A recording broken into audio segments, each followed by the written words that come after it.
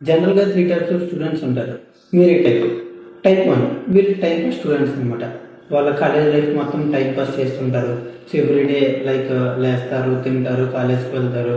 So, college అయిపోయిన తర్వాత వచ్చి కంప్లీట్‌గా ఇన్‌స్టాగ్రామ్, మూవీస్ అని చెప్పేసి అలా ఎంజాయ్ చేస్తూ ఉంటారు. టైమ్ పాస్ చేస్తూ ఉంటారు.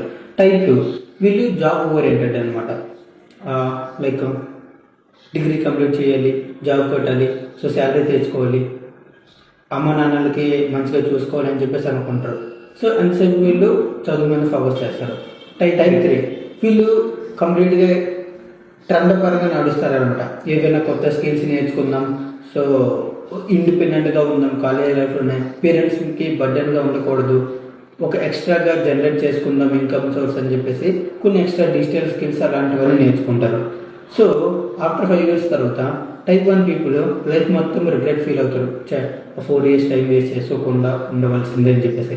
టైప్ 2 పీపుల్ వాళ్ళ యొక్క సరౌండింగ్స్ బట్టి ఏం చేయలేక, ఎక్స్ట్రాగా ఏమి స్టార్ట్ చేయలేక అలా పేరెంట్స్ బర్డెన్స్తో అలాగా లైఫ్ అనేది సెటిల్ అయిపోతుంది.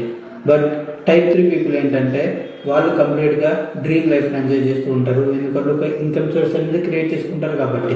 ఓకే, సో టైం ఇప్పుడు మన కోసం వెయిట్ చేయదు మామ, మనమే టైంని యూజ్ చేసుకుని ప్రాపర్గా. సో నువ్వే టైప్లో ఉన్నావో ఒకసారి కామెంట్ చేయి కామెంట్ సెక్షన్లో.